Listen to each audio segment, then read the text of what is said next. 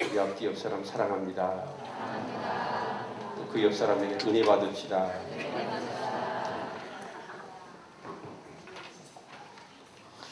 네. 하나님을 믿는다는 게 쉽습니까? 어렵습니까? 쉬워요? 어려워요? 제가 볼 때는 어려울 것 같습니다. 어려운 것도 같고요. 왜 그러냐면 하나님이 보이지 않기 때문에 그렇습니다. 그럼 하나님 보셨나요? 하나님 보신 분 없어요. 아무도 없으시네요. 하나님 만나신 분, 하나님의 음성을 들으신 분. 야, 여러분 대단하네요. 하나님을 보지도 못했지요. 만나지도 못했지요. 그분의 음성도 듣지 못했거든요. 근데 하나님을 여러분이 믿는데요. 야, 우리 옆 사람, 당신은 신비롭습니다. 우리는 보지 않고 경험하지 않고 만나지 못하면 안 믿는 성향이에요. 근데 우리는 보지도 않고 만나지도 않았고 그 음성을 듣지도 못했는데 하나님을 믿는단 말이에요. 네. 이 앞주의 말씀을 우리가 같이 나눠봤죠. 하나님께 나아간 자는 반드시 그가 계신 것과 자기를 찾는 자들에게 상 주심이심을 믿어야 한다라고 우리가 말씀을 같이 나누었어요. 근데 하나님이 반드시 살아계시다는 것이 믿어진다는 거예요. 그래서 그 믿음은 어떤 믿음이냐면 하나님께서 주신 믿음이에요. 혹시 여기 앉아 계신 분 중에 이런 분도 있을지 몰라요. 내가 하나님을 믿으려고 애쓰는 사람들. 나로 인하여서 형성되어져 있다라고 하는 그 믿음은 어떤 상황이 되어지면 그 믿음은 깨져버릴지도 몰라요. 그러나 신비롭지요? 하나님께서 주신 믿음은 은사인데 그 믿음이 있는 사람은 하나님을 보지도 못했고 만나지도 못했고 음성을 듣지도 못했는데 그 하나님이 믿어집니다. 그런데 그 하나님이 믿어지는 사람, 근데 그 하나님이 어떻게 믿어지냐면 인격적으로 믿어져요. 그런 사람은 오늘 예배를 통해서도 그렇습니다. 이 예배를 통해서 하나님은 보이지 않아요. 영이시니까. 근데 그 하나님을 오늘 예배를 통해서 경험하는 거예요. 은혜를 받는 거예요. 근데 믿음이 없이 예배를 드린 사람은 어떨까요? 이 예배를 통해서 하나님을 만나지 못해요. 하나님의 은혜를 받지 못해요. 주일날 아침인데요. 어머니하고 아들하고 실랭이가 벌어졌습니다. 아들은 교회 안 간다는 거예요. 어머니는 네가 교회 가야 된다. 가기 싫어요. 가라. 그러자 아들이 내가 교회를 안 가야 되는 이유를 몇 가지 얘기합니다. 첫 번째가 성도들이 졸고 있다는 거예요. 그 꼴 보기 싫으니까 가기 싫고, 두 번째 성가대가 있는데 성가대가 불효파하고 그거 듣기 싫다는 거예요. 세 번째 장로님 기도가 너무 길대요. 그리고 네 번째 주일날 아침이니까 늦잠 자고 싶다. 그러자 어머니가 그러면 내가 얘기하마. 네가 교회에 꼭 가야 될 이유. 첫 번째, 예배는 선택이 아니라 의무다. 두 번째, 예배라는 것은 하나님과의 관계지 사람과의 관계가 아니다. 그리고 세 번째, 너는 담임 목사니까 가야 된다. 여러분, 담임 목사라도 예배에 장로님이 기도 긴 거, 성도들이 자고 있는 거, 성가대가 불협화하는 거, 이것만 보는 거예요. 정말 예배에 그 예배를 받으시고 그 예배에 임하셔서 우리 예배를 기뻐하시고 즐거워하시는 하나님을 보지 못해요. 흔히 목회자나 사역자들이 그럴 수 있습니다. 분주하게 어떤 예배에 사역을 한다고 하면서 사람은 보지 그 예배 중에 하나님을 보지 못하고 은혜를 받지 못하고 가는 사람. 그분처럼 만약에 예배가 계속해서 하나님을 만나지 못하고 하나님을 경험하지 못하고 영적인 은혜를 경험하지 못한다고 한다면 그 예배가 오래 지속될 수 있을까요? 오래 지속될 수가 없을 겁니다. 근데 예배는 뭐냐? 다른 게 아니에요. 하나님을 만나야 합니다. 아멘. 사람만 보고 가고 종교적인 의식만 치르고 가고 마음에 부담되니까 와서 그냥 앉았다 가고 여러분 그게 예배가 아니고 이 예배는 하나님을 만나는 거예요. 그래서 오늘 성경은 말씀합니다. 신령과 진정으로 예배하는 자를 하나님은 찾으신다. 지금 이 예배 중에 하나님이 신령과 진정으로 예배하는 자를 찾고 계신 줄로 믿습니다. 여러분 사람을 찾아요. 여러분 세상에서는 그렇습니다. 직장에서는 훌륭한 인재를 찾습니다. 일할 사람 같이. 이번에 뭐 이렇게 뉴스를 봤더니 우리나라에서 유학 간 여학생이라고 그래요. 근데 그 수학적인 재능이 아주 탁월해가지고 뭐 이렇게 페이스북에 저커버그나 뭐 하버드대, 스탠퍼드대, 뭐 코엔 대학교 뭐 그런 수없는 대학교에서 이 아이를 자기 학교를 이렇게 입학을 시키려고 팀이 꾸려졌더라고요. 교수들 중심으로. 저커버그도 내가 해결할 수 없는 문제를 이 아이는 해결할 수 있으니까 제발 우리 회사에 와주라. 다른 대학에서도 뭐 교수들이 그 아이를 자기 대학에 입학을 시키려고 아니 부모님이 그 대학에 들어가게 하려고 뭘 이렇게 작전을 세우고 뭐 한 게 아니라 교수들이 그 아이를 데려가려고 그런 자식 하나 낳았으면 좋았을 텐데. 그래서 하도 경쟁이 심하니까 하버드 대학하고 스탠포드 대학에서 그랬대요. 그러면 반반씩 두 학교가 아마 경합을 벌였는가 봐요.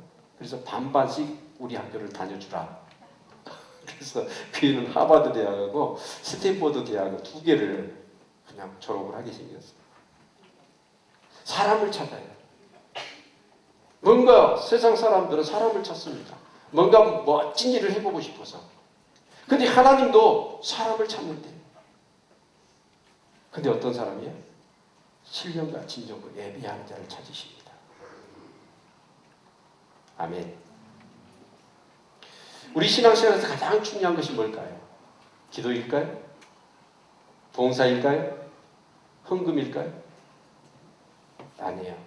하나님이 정말 원하시는 것은 예배입니다. 아멘. 여러분, 신뢰가 진정으로 예배할 수 있는 저 여러분의 삶이 될 수 있기를 축원합니다. 하나님이 보이지 않아요. 근데 이 예배 중에 그 영이신 하나님이 임재하셔서 오늘도 우리의 찬양 중에 거하신다고 그랬잖아요. 그러면 이 찬양을요, 그 찬양의 가사, 비록 어떤 사람이 작사했고 작곡했을 겁니다. 그리고 찬양단이 찬양을 하죠. 우리 교회가 왜 예배 폼을 이렇게 바뀌었는지 아십니까? 예배 구경꾼 되지 말자는 거예요. 찬양 중에 거하시는 그 하나님을 우리가 만나자는 겁니다. 그래서 이 찬양을 하면 내 영혼의 무게가 그 찬양의 가사에 그대로 실립니다. 어떻게 보면 여러분 이 찬양이나 뭐 설교나 어떤 기도나 그것보다 더 이 예배 중에 중요한 것이 있다고 한다면 그건 뭐냐면 말씀하기 전에 설교하기 전에 찬양하기 전에 기도하기 전에 이 예배 중에 우리를 정말 만나시기를 원하시는 그 인격자 되신 하나님을 여러분 만나셔야 돼요. 그것이 우리가 드리는 찬양과 우리가 하는 제가 하는 설교나 우리가 드리는 기도보다 더 우선되어야 될 것이 뭐냐면 이 예배 중에 예배자를 찾으시는 그 하나님이. 그래서 요한계시록의 4장 5장을 보면 이 사도 요한이 천상에 올라갔잖아요. 천상 세계를 보여줍니다. 그때 네 생물이 있습니다. 24장로가 있습니다. 천천만만의 천사와 그때까지 구원받은 수없는 사람들이 여러분 천천만만 얼마나 될까요? 근데 그런 자들이 예배를 드리는데 그 예배 드릴 때 그 중앙에 누가 있냐면 하나님 보좌에 하나님 아버지가 계시고 그 보좌 우편에 예수 그리스도가 계시는 거예요. 그러면서 그들이 예배를 드립니다. 엎드려서 경배하며 거룩하다 거룩하다 거룩하다 만군의 주 여호와여 그러면서 부와 권세와 영광과 모든 것이 하나님께 있사오니 우리가 이 예배를 하나님 앞에 드리는 것, 이게 합당합니다. 그래서 우리는 이 예배를 준비해야 합니다. 왜요? 이 예배를 통해서 어떻게든 이 예배자를 찾으시는데 나를 찾고 계시는 그 하나님을 인격적으로 만나셔야 돼요. 예배에 지각하신 분들, 나는 그런 사람이 신령과 진정으로 예배하는 예배자라고 보지 않습니다. 예배 시간이 곧 닥쳐서 허겁지겁 오시는 분들, 난 그것도 신령과 진정으로 예배하는 자라고 볼 수 없습니다. 어떻게? 이 예배를 통하여 하나님이 나를 만나시려고 그러는데 하나님을 나를 찾고 계시고 그 신령한 하늘의 은혜와 복을 내게 주시려고 지금 나를 기다리고 계시는데 그 예배를 그렇게 드릴 수 있습니까? 여러분, 예배는 하나님을 만나는 거예요. 이 말이 뭔 말인가? 여러분 그렇게 생각하신다면 저는 심각하다고 봅니다. 하나님 영이십니다. 보이지 않으십니다. 그러나 우리가 이 예배를 믿음으로 드려야 돼요.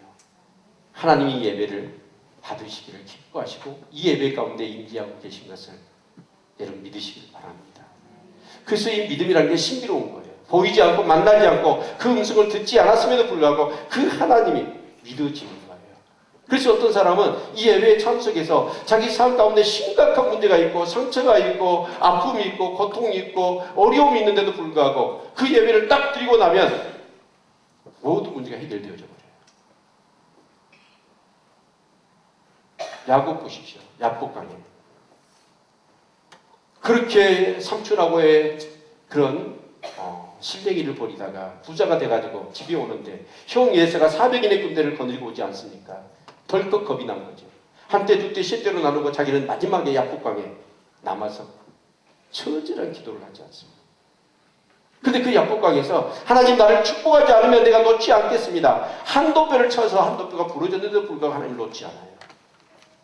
그래서 하나님이 은혜를 주시죠. 그랬더니 그 야곱이 어떻게 해요? 성품이 바꿔져 버린 거예요. 그리고 그 형 예서가 그렇게 두려웠는데 그 예서 앞에 가서 형을 안아버립니다. 문제가 해결되죠. 아니 그 기도와 그 혼자 하나님 앞에 기도의 단을 예배죠. 그것도. 근데 그렇게 두려움이 몰려왔는데 그 예배 드리고 났더니 그 두려움이 눈 녹듯이 사라져버리고 안개가 사라지듯이 사라져버리고 어디서 그런 용기가 생겼는지 그 형 예수 앞에 가가지고 절을 하면서 그냥 안아버리지 않습니다. 여러분, 그래서 이 예배는요 우리에게 너무나 소중한 겁니다. 그런 예배가 되어질 수 있기를 주님의 이름으로 축원을 드립니다. 아멘. 사실은 성경 전체는 예배의 길입니다. 창세기의 말씀을 보면 창세기는 예배의 대상이 누군가를 우리에게 말씀해주고 있습니다. 출애굽기는 그의 백성들을 왜 출애굽시켰는지 이유를 말씀합니다. 모세는 그렇게 얘기합니다. 그들이 이르되 히브리인의 하나님이 우리에게 나타나셨듯 우리가 가게하러 살끝쯤 가서 우리 하나님 여호와께 제사를 드리기를 원한다. 바로가 왜 가려고 그러느냐? 그러니까 하나님이 우리에게 나타나셔서 우리로 제사를 하기를 원하신다. 그걸 받기를 원하신다. 그리고 출애굽의 목적이 어디 있냐면 세상에서 애굽이라고 하는 세상에서 그렇게 세속된 가치 안에서 우상 앞에 사는 게 아니라 하나님의 백성이 그 출애굽에서 하나님께 예배하기를 원하는 거예요. 레위기는 예배 드리는 방법을 자세히 말씀하고 있습니다. 역사서는 예배 잘 드린 사람은 복을 받고 예배를 잘 드리지 않는 사람은 어떤 벌을 받는가를 우리에게 가르쳐주고 있습니다. 시가서는 어떻게 하나님을 찬양하고 하나님을 예배할 것인가를 우리에게 말씀하고 있고 선지서는 이스라엘 백성들이 예배를 잘 드리지 못한 결과로 그들이 어떤 고난 가운데 있는가를 우리에게 교훈으로 가르쳐주고 있습니다. 요한계시록도 마찬가지입니다. 사실 성경의 모든 것들이 무엇을 우리에게 가르쳐주냐면 바로 예배를 우리에게 가르쳐주고 있는 것입니다. 사랑하는 성도 여러분, 우리 인생을 놓고 보면 그렇습니다. 경건한 믿음의 가정들은 그렇습니다. 아이 태어나면 출생 예배 드립니다. 100일 되면 100일 예배, 돌리면 돌 예배 드립니다. 생일 감사 예배 드리죠. 뭐 학교 입학했으면 입학, 뭐 취직했으면 취업, 뭐 군대 간다고 제대에 있다고, 또 취직했다고, 또 개업했다고 개업 예배 드리지 않습니까? 뭐 우리 뭐 육순, 칠순, 팔순 그때마다 하나님 앞에 예배를 드립니다. 그리고 이제 우리가 임종하죠. 임종 예배 드립니다. 그리고 땅속에 묻힐 때 하간 예배 드립니다. 어떻게 보면 우리의 인생, 삶의 어떤 그런 부분들이 나오면서부터 죽을 때까지 사실 우리의 삶은 예배라고 할 수 있을 것입니다. 천국에 가서도 아까 말씀드렸지만 요한계시록 4장 5절에 보면 천상 예배에 대해서 우리에게 말씀하고 있어요. 정말 우리가 하나님이 원하시는 건 뭐냐? 사역이 아니에요. 봉사가 아니에요. 정말 하나님이 우리에게 원하시는 것은 진정한 예배. 그 예배를 하나님이 원하십니다. 아멘. 여러분 사람들이 봉사를 열심히 하다가 얘 싸웁니까? 얘 교회에 어려움을 가져다 주니까. 다른 게 아니에요. 예배를 실패하니까 그래요. 예배에 성공해서 은혜를 받으면 어때요? 이 봉사하는 것이 즐거움이고 기쁨입니다. 어떤 관계에 문제가 없더라도 그걸 다 해결해냅니다. 근데 봉사만 하고 예배. 우리 교육자 모이면 교육자 회의를 하거든요. 목사님들이 모이면 일단 회의하기 전에 예배 드리거든요. 무엇 때문이죠? 여러분 그 예배를 들어놓고 그 회의에는 서로 싸우는 거예요. 예배를 잘못 드린 거예요. 그 회의를 하기에 앞서 예배를 드리는 이유는 뭡니까? 그 회의의 모든 것을 하나님이 주관해 주시도록 하나님 앞에 전적으로 의지하고 주님 앞에 맡기는 마음에서 예배를 드리는 거예요. 근데 예배는 하나의 회의의 절차상에 한 절차로만 인정하고 회의는 자기 마음대로 드리는 거예요. 그건 바른 예배라고 할 수가 없을 것입니다. 사랑하는 성도 여러분, 하나님은 예배하는 자를 찾으십니다. 우리가 많은 예를 들어볼 수 있지만 저는 사울과 다윗의 예를 한번 들어보고 싶습니다. 사울은 예배에 실패했습니다. 정말 겸손한 왕이었고 하나님 보실 때 정말 귀한 왕이었지만 사울이 교만해지죠. 그래서 전쟁에 나가려고 하는데 반드시 전쟁에 나가기 전에 하나님께 물어야 합니다. 하나님 이 전쟁을 나갈까요 말까요? 그래서 제사장이 와서 예배를 드려서 그 하나님의 음성을 듣고 전쟁에 나가야 되거든요. 근데 사울 왕이 하나님에 대한 신앙이 잃어버렸어요. 그래서 제사장이 안 오니까 자기가 그냥 제사를 드리고 하나님의 음성, 하나님의 응답은 필요 없이 그냥 전쟁 나가버린 거예요. 그 결과로 결국 사울은 왕에서 쫓겨나고 비참한 그런 인생을 만나게 되어지죠. 그러나 다윗을 보면 항상 다윗은 뭐하는 사람이었어요? 예배를 드리는 사람이었습니다. 그래서 그 시편, 다윗의 그 시편을 읽어보면 시편 35편 9절에 내 영혼이 여호와를 즐거워하며 그의 구원을 기뻐하리로다. 시편 42편 1절에 하나님이여 사슴이 시냇물을 찾기에 갈급한 같이 내 영혼이 주를 찾기에 갈급하나이다. 시편 42편 2절에 내 영혼이 하나님 곧 살아계신 하나님을 갈망하나니 내가 어느 때에 나가서 하나님의 얼굴을 배울까. 항상 다윗은 하나님의 은혜를 구했어요. 그리고 예비하는 삶을 살았어요. 그랬더니 어떻습니까? 다윗의 마음 가운데는 항상 하나님의 은혜가 넘쳤습니다. 그래서 자기 어떤 그런 감정과 자기 욕심과 자기 개인적인 어떤 그런 성향을 따라서 살지 않습니다. 하나님의 임재, 성령께서 은혜가 다윗의 생각보다도 자신의 감정보다도 더 강하게 다윗을 주장했죠.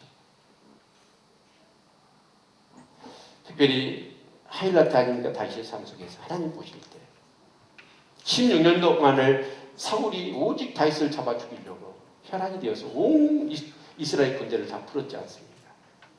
정말 지긋지긋할 정도로 생명의 경각간에 다니는 그런 위기 상황들이 너무나 다윗에게 많았습니다. 누구 때문이죠? 사울 때문이었어요.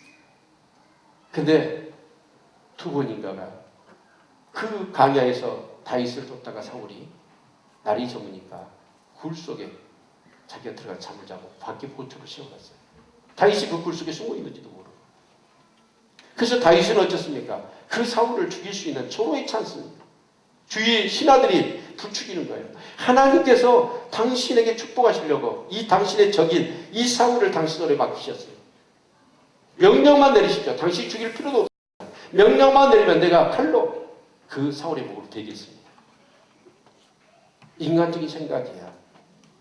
또 사람들이 옆에서 부추기니까 합리화시켜서 여러분 그렇게 죽여버릴 수도 있어요. 그러면 다윗의 운명은 바뀌는 겁니다. 그런데요, 다윗의 마음 가운데 하나님의 성령께서 강하게 불이 끓을 것입니다. 하나님이 기름 부은 자를 내가 죽일 수 없다. 그래서 다윗은 어쩌습니까? 그 사울을 죽이지 않아요. 저는 그게 다윗이 어디서 그런 영성이 나왔느냐? 항상 하나님 앞에 기도하고 예비하는 삶 속에서 하나님의 은혜가 임한 거예요. 그러다 보니까 자기 감정이나 자기 생각이나 자기 욕심이나 자기 어떤 것이 자기를 주장하지 않아요. 하나님의 은혜에 이끌리고 성령님의 그 인도하심 속에서 다윗은 모든 것을 결정하고 모든 것을 선택하고 모든 것을 계획하고 그렇게 살아가는 것입니다. 하나님이 두 번이나 그 장면을 지켜보셨지 않겠습니까? 그 모습을 보고 하나님 뭐라고 말씀하십니까? 깜짝 놀랍니다. 세상에 이럴 수가 있느냐. 정말 너는 내 마음이 합한 자라. 그래서 하나님께서는 어때요? 다윗을 그때부터 높이시기 시작하십니다.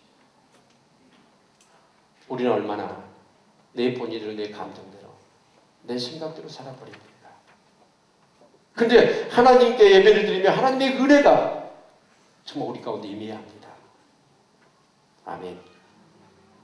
오늘 본문에 예수님께서는 이상하니 제자들에게 어디로 가시자고 말씀하시냐면 사마리아로 가자고 말씀하시는 거예요.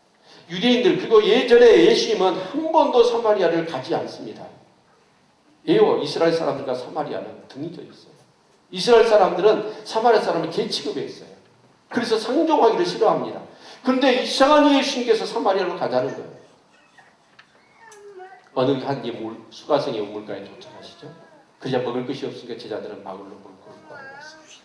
예수님 홀로 남아 있었습니다. 그런데 예수님은 거기서 남으셔서 뭘 하셨을까요? 사실 왜 사마리아의 그 수가성에 들리셔야 했을까요? 왜 우물가에 혼자 남아 계셨을까요? 다른 게 아닙니다.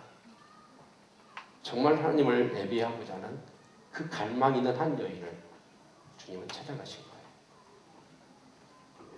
시간 지나고 났더니 한 여인이 물동이를 두고 우물을 길러 우물가에 왔습니다. 근데 그 시간이 언제냐? 정오 시간이에요. 정오는 여러분 우물가에 물 길러 언제 오든가요? 사람들.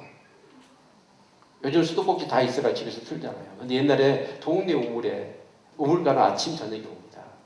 중동은 그 정오 시간은 오침 시간이고 사람이 움직이지 않는 시간이에요. 근데 이 여인은 왜 하필이면 정오에 물을 길러 와야 했을까요? 사람 만나는 게 두려운 겁니다. 그래서 사람 안 만나고 싶어요. 그렇게 떼약볕이 내리치는 뜨거운 정오인데도 불구하고 아무도 없는 탐을 타서 이 여인은 물을 길러 왔던 거예요. 근데 그 우물가에 어떤 유대 청년이 있는 거예요. 그러면서 그 유대 청년이 여인에게 말을 걸어옵니다. 물을 좀 달라. 그러자 이렇게 주님과의 대화를 나누는 가운데서 이제 물을 드리죠. 그러면서 예수께서 어떤 말씀을 드리냐면 네가 주는 물은 다시 목마르려니와 네가 주는 물을 먹는 자는 영원히 목마르지 아니하리라. 이 말씀을 하시는 거예요. 그러자 이 여인은 영적인 어떤 그런 의미를 캐치했는지는 어쩐지는 모르겠지만 깜짝 놀란 거예요. 왜요? 날마다 정오에 사람 다 피해서 마치 도둑처럼 물 길러오는 그 고통스러운 생활 끝날 수 있잖아요. 영원히 목마르지 않는 그 물. 그래서 그 물을 나에게 달라고 얘기합니다. 그때 예수님께서 그 여인의 가베의 삶을 쭉 얘기를 하십니다. 그 중에 한 질문을 던집니다. 내 남편을 데려오라. 이 여인이 깜짝 놀라는 것이죠. 그러자 예수님께서 말씀하십니다. 너에게는 남편이 5이 있었고 지금 살고 있는 그 여인, 남자도 네 남편이 아니라고. 아마 이 여인은 그랬던 것 같아요. 자기 인생의 행복을 추구하기 위해서 정말 이 남자 저 남자, 정말 여자들이 그렇잖아요. 남자 잘 만나는 게 얼마나 복이에요. 그래서 이 남자다 싶어서 살았는데 행복을 주지 못합니다. 그래서 남자를 5이나 바꾸고 지금 살고 있는 남자도 자기 남편이 아니에요. 목마름이 있는 가득한 여인이었어요. 그것이 창피하고 부끄러워서 사람들 얼굴 보는 것을 피해서 그 뜨거운 정오에 우물을 길러 와야 되는 그 인생을 살고 있는 여인. 주님은 그 여인을 만나시기 위하여 수가성에 오신 겁니다. 그런데 이 얘기를 딱 하니까 이 여인이 자기의 누구에게도 얘기하지 않았던 정말 부끄러운 얘기잖아요. 누구도 할 수 없는 얘기를 싹 얘기를 하는 그 예수님을 보면서 당신 보니까 선지자입니다. 라고 말하면서 우리는 이 산에서 예배를 하는데 당신들은 예루살렘에서 예배를 한다고 얘기를 합니다. 그러자 예수께서 그 말씀하시는 거예요. 이 산에서도 말고 예루살렘에도 말고 신령과 진정으로 예배할 때가 올 것이다. 라고 말씀하시면서 그 하나님은 신령과 진정으로 예배할 자를 찾는다. 라고 말씀합니다. 그러면서 예수께서 말씀하시자 여자가 25절 여자가 가로되 메시아고 그리스도라 하시니 이가 오실 줄을 내가 아노니 그가 오시면 모든 것을 우리에게 구하시리라. 왜 대답을 하는 거예요? 그러자 예수께서 우리 같이 한번 26절 같이 한번 읽겠습니다. 시작. 예수께서 이르시되 내게 말하는 내가 그로라 하십니다. 내가 그다 그리스도다 라고 말씀하시는 거예요. 여러분 그때 이 여인은 뒤에 말씀을 보면 그 예수님 그리스도를 만났죠. 만나자 28절 같이 한번 읽겠습니다. 28절 29절까지 같이 읽습니다. 시작. 여자가 물동이를 버려두고 동네에 들어가서 사람들에게 이르되 나의 간 모든 일을 내게 말한 사람을 아보라. 이는 그리스도가 아니냐. 여러분 생각해 보십시오. 이 여인은 지금 물동이를 가지고 우물을 길러 왔단 말이에요. 근데 그리스도를 만났더니 어때요? 물기를 생각은 전혀 하지 않고 물동이 나에 버려두고 동네 혹시라도 사람들 마주칠까 두려웠던 이 여인이 동네 낮잠 자고 있는 사람을 다 깨워버리고 소리를 지르면서 보라 이는 그리스도가 아니다. 사람들 다 깨가지고 여기 29절 보니까 30절 보니까 저희가 동네에서 나와 예수께로 오더라. 사람들이 다 깨가지고 예수 앞에 왔어요. 여러분 이 여인 그 짤막한 휴가성에서 우물가에서 주님을 만나는 거예요. 그래서 자기의 그 목마름이 해결되어져 버린 거죠. 사랑하는 성도 여러분, 오늘 예배를 통해서 주님을 만나야 합니다. 그리고 주님을 만나면 주님은 그렇습니다. 왜 우리를 만나자고 하실까요? 사실 그렇습니다. 우리가 하나님을 자주 만나면 자주 만난 사람을 닮아가잖아요. 그렇죠? 그래서 우리는 하나님을 자주 만나면 하나님을 닮아갑니다. 그리고 은혜를 받으면 우리의 믿음이 자랍니다. 삶이 변화됩니다. 치유가 일어납니다. 이런 놀라운 역사가 여러분 이 예배를 통하여 하나님을 만날 때 우리에게 일어나는 것인 줄 여러분 믿으시기를 바랍니다. 아멘. 정말 저는 우리 성도님들이 그랬으면 좋겠어요. 저는 목회를 하면서 그난 20년 전 목회를 하면서 우리 성도님들 예배와 성도들의 신앙과 믿음에 대해서 그 관계를 한번 좀 정립을 하고 공식처럼 제 마음 가운데 있는 게 있어요. 아마 거의 틀리지는 않을 건데 사람마다 개인차는 있을 수 있다고 봅니다. 그러나 제가 볼 때는 공예배, 우리 교회로 공예배 한다면 주일 예배, 그 다음에 수요 예배, 그리고 목장 예배. 이 세 예배를 드리는 사람은 신앙은 제자리 걸음입니다. 그러나 공예배를 온전히 드리지 못하고 있다고 한다면 그 사람은 신앙을 까먹고 있는 겁니다. 신앙을 까먹고 있어요. 믿음이 약해지고 있습니다. 예요. 그런 사람은 세상을 이겨낼 수 없어요. 하나님의 은혜를 받아야 되는데 정말 성령 충만하고 정말 아까 다윈 얘기했잖아요. 자기 안에 그런 인간적인 욕구가 생기고 감정이 생기고 뭔 문제가 생기더라도 그게 탁탁탁 브레이크가 성령에 의해서 말씀에 의해서 하나님의 은혜에 의해서 걸려야 되고 내 어떤 그런 본의에 어떤 것들이 나가지 않고 정말 하나님의 성품 하나님 아버지의 마음이 나가야 될 텐데 그리고 선택하고 계획하고 행동해야 될 텐데 그게 안 돼요. 근데 공예배뿐만 아니라 금요철화 새벽 예배 그 예배를 드린 사람은 믿음이 자랍니다. 여러분 한번 제 얘기를 듣고 여러분 나름대로 여러분의 신앙을 한번 점검해 보시고 예배의 생활을 돌이켜 한번 보시기 바랍니다. 저는 바람은 그래요. 정말 우리 성도님들이 은혜 받고 정말 하나님과 동행하면서 이 세상 가운데서 승리하는 삶을 살아가기를 원합니다. 그럼 그런 삶을 사셔야 돼요. 그런 것 중에 가장 중요한 게 뭐냐면 예배 시간입니다. 예배 시간. 한국 교회 위기라고 얘기하죠. 교인 수가 많이 줄어든다. 뭘 근거로 할까요? 예배에 참여하는 수를 놓고 얘기해요. 오늘 우리의 예배의 깊이도 너무 얕아져 버렸고 예배의 폭도 너무 좁아져 버린 거예요. 옛날에는 그랬습니다. 적어도 교회에 재직 정도 되면 공예배 빠지면 부끄럽게 여겼습니다. 재직이 새벽 예배 빠지면 그건 정말 부끄럽게 여겼습니다. 단지 다른 사람이 어떻거나 이목이 아니라 영적 교회의 분위기가 그랬다고. 그리고 그 시대는 각박했습니다. 힘들었습니다. 그러니까 어떻게든 은혜 받아야 삽니다. 물질적으로 가난했습니다. 하나님의 은혜 없으면 못 살아요. 그러니까 사람들이 그렇게 새벽마다 모든 예배 때마다 은혜를 삼고 있습니다.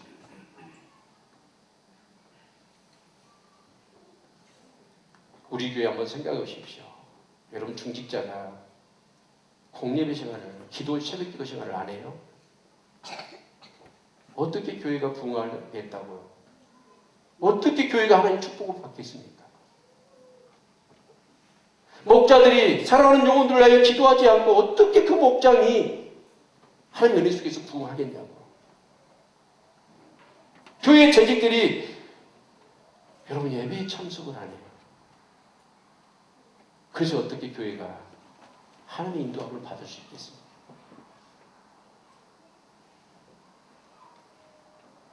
사랑하는 성도 여러분, 예배자를 찾으십니다. 예배자를 찾으십니다.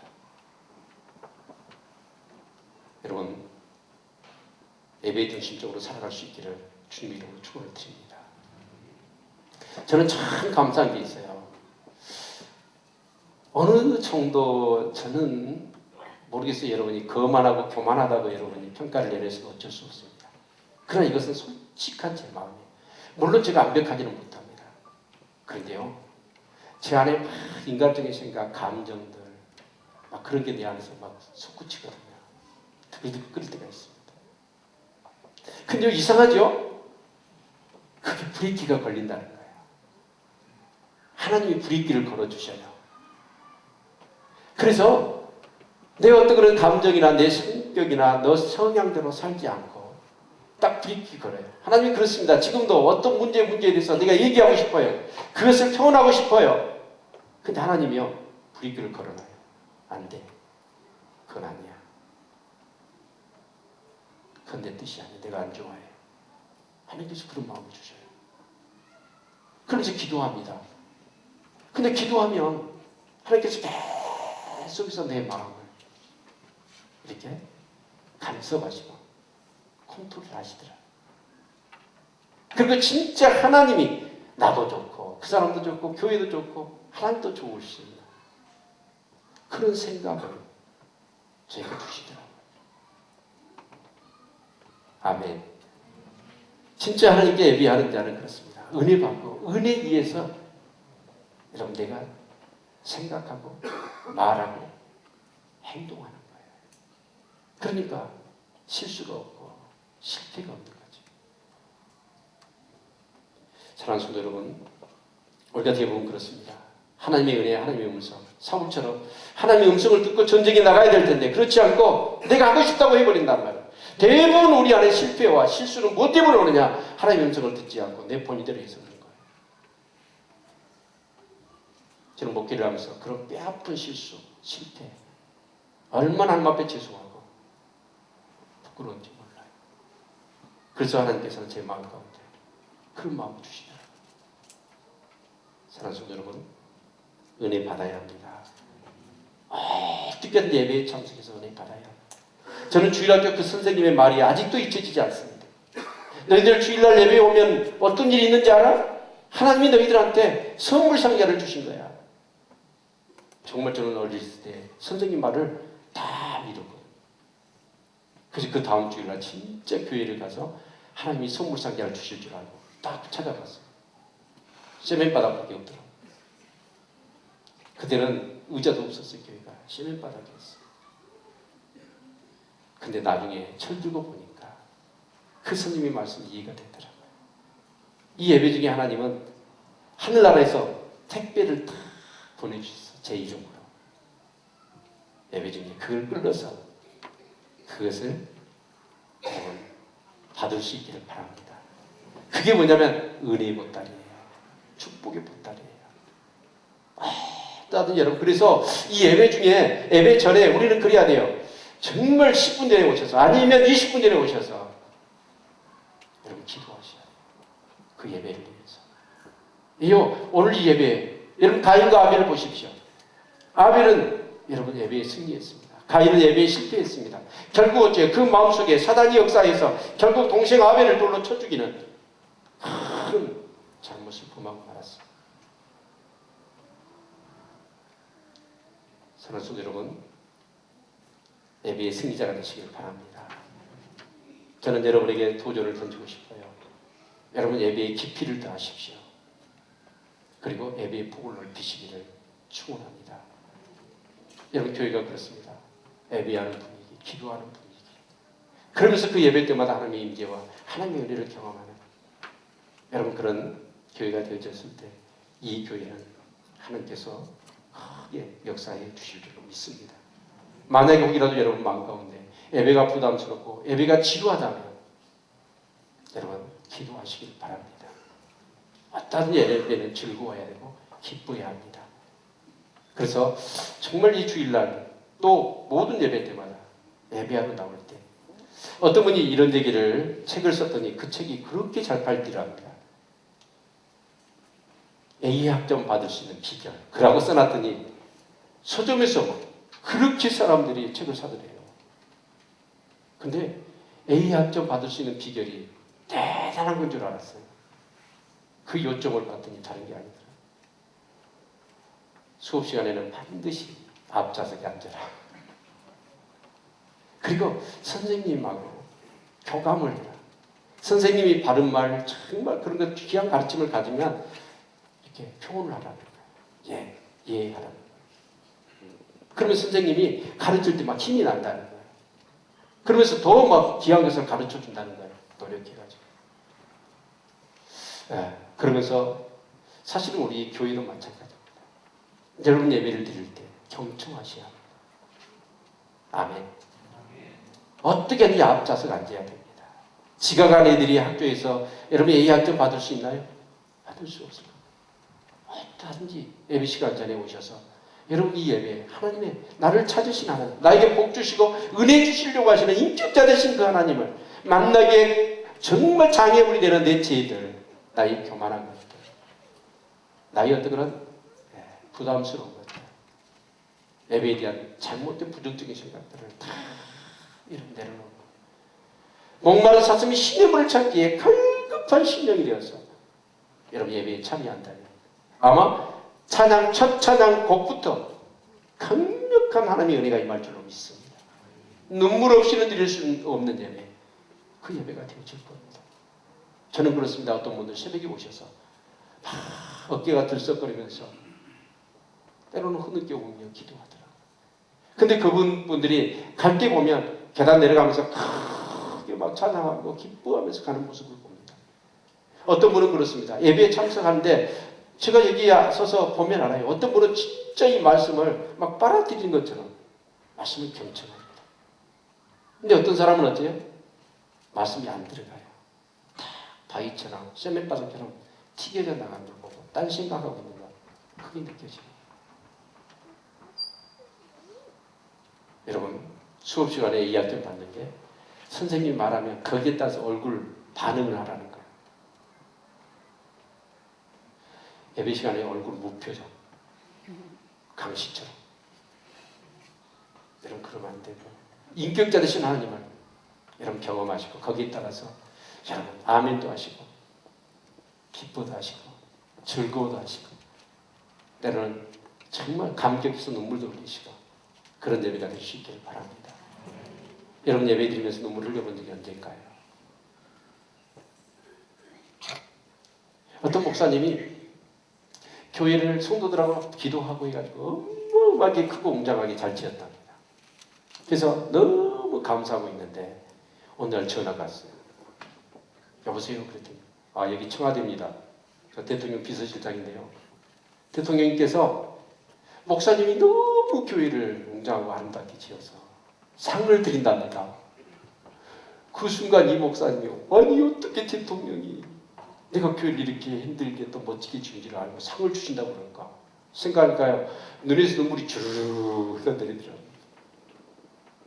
근데요 그 순간 저 눈물이 막 쏟아졌는데 마지막에 그 사람이 전화하면서 뭐라고 하냐면 오늘 만우절입니다. 순간 이 목사님이요 회개가 되더래요. 대통령이 나를 찾는데 이렇게 순간적으로 눈물이 알팍 쏟아지더래요. 그동안에 교회에 건축하고 힘들고 어려웠던 것들 다 어떻게 대통령이 알고 나를 상 준다고 생각하니까 순간 그 말 듣자마자 눈물이 왈칵 쏟아지더래요. 근데 대통령이 나를 찾아도 눈물이 알칵 쏟아지는데 하나님이 나를 찾고 계시는데 하나님이 나를 찾고 계시는데 오늘 이 예배에 하나님이 저를 찾으신 줄로 믿습니다. 그렇다면 이 예배가 눈물 없이는 사실 들어줄 수 없는 거 아니겠어요? 아멘. 저는요 그 기도 중에 어떤 분이 그런 기도를 했어요. 우리 성경 건축할 때 현장 소장이 여기 문 딱 걸어 잠그고 추석 바로 앞두고 3억을 만들어내지 않으면 공사 진행 안 하겠습니다. 그러니까 본인이 우리 교회 뭣도 모르고 시작했어요. 근데 교회 공사 규모나 그 금액을 놓고 볼 때 우리 교회가 감당을 못할 것 같으니까 덜컥 겁이 난 거예요. 그래서 우리를 시험하려고 3억을 만들어내라는 거예요. 그때 제가 우리 교인들한테 비상을 걸었어요. 하여튼 땅 문서, 집 문서 있으면 다 가져가. 그걸로 대출받자. 근데요, 진짜로 그때 하나님을 사랑하고 교회를 사랑하는 분들이 드러나더라고요. 근데 그 중에 한 집사님이요. 새벽에 갑자기 와가지고 제 허리춤을 잡아요. 그때는 교회가 작은 교회인지 지키잖아요. 그러면서 펑펑 우는 거예요. 제 바지 여기 여기 어디가 혓대를 잡고. 드리고 싶은데 드릴 게 없어요. 드리고 싶은데 드릴 게 없어요. 내 마음 아시지요? 내 마음. 아니 하나님한테 얘기하지 목사 허리춤을 잡고 얘기를 하냐고. 근데요 그 말을 하는데요 얼마나 눈물이 나는지 몰라요. 이 마음 받으신다. 하나님 이 마음 받으신다. 여러분 정말 하나님은 애비하는 자를 찾으십니다. 누구를 찾냐면 자기 몸을 불사르게 내어주면서 아프리카에 수백만을 자기 재산 다 털어가지고 그렇게 구제하는 사람, 아니면 신비한 능력이 있고 예언하는 능력이 있어서 수만의 사람을 앉혀놓고 집회하며 사람을 치유하는 그런 사람을 찾는 게 아니에요. 오늘 성경은 말씀합니다. 하나님이 누구를 찾느냐? 신령과 진정으로 예비하는 사람을 찾는다는 거예요. 내 삶의 모든 무게를 하나님 앞에 내려놓고 그분을 전적으로 신뢰하고 그 모든 것을 하나님의 은혜 속에서 하나님이 해결해 줄 것을 믿고 그분을 기뻐하고 즐거워하는 그런 예비하는 사람을 주님이 찾으시는 거예요. 여러분 우리의 삶 가운데는 많은 문제가 있을 겁니다. 물질 문제도 있을 겁니다. 건강 문제도 있을 겁니다. 관계 문제도 있을 것입니다. 많은 그런 집안의 가정에 여러분 문제도 있을 것입니다. 그러나 기억하십시오. 은혜 있으면 은혜 받으면 그런 문제는 아무것도 아닙니다. 은혜 받으면 그런 문제는 다 해결됩니다. 저는 제 삶을 놓고 볼 때 그래요. 막 태산과 같은 문제, 심각한 문제, 숨을 쉴 수 없는 뭔가가 나를 가위 눌리듯 확 나를 그냥 짓누르는 그런 문제가 있었습니다. 그런데요, 놀랍지요? 은혜 받았더니요, 그런 태산과 같은 문제가 마치 바람에 그 큰 수질의 불이 확 날아가 버리더라고요. 진짜 내 심령에 육체 통쾌 상쾌하고 막 기쁨이 뭔가 하나님이 축복하시고 뭔 문제가 이렇게 막 큰 축복이 임할 것 같은 막 기대와 흥분이 소망이 생기는 거예요. 성경에 봐보십시오. 삶에 많은 문제가 있었던 사람들 하나님 앞에 예배합니다. 기도의 담을 쌓습니다. 그리고 그 하나님의 임재를 만날 때 그들의 문제는 다 해결이 되어집니다. 은혜 받아야 합니다. 우리 옆 사람 은혜 받아야 합니다. 어떻게든 이 예배를 통하여 하나님을 만나셔야 합니다. 그래서 옛날에 주말에 명화를 했죠. 근데 요즘은 주말에 명화가 아니라 24시간 영화를 해버리니까 토요일 날은 제발 빨리 주무셔야 해요. 빨리 주무시고 어떻게 주일날 예배 하나님 앞에 드리는데 여러분 준비하셔야 합니다. 그래서 신령과 진정으로 예배하는 자를 찾으시는 그 하나님을 만나십시오. 그 하나님은 예 만나자고 할까요? 우리에게 복 주시려고, 은혜 주시려고, 세상을 이기는 믿음을 주시려고 그 예배에 우리를 찾으시는 거예요. 하나님이 그렇게 찾으시는데 우리는 하나님에 대한 갈망이 없다면 그 예배를 통해서 은혜를 받지 못합니다.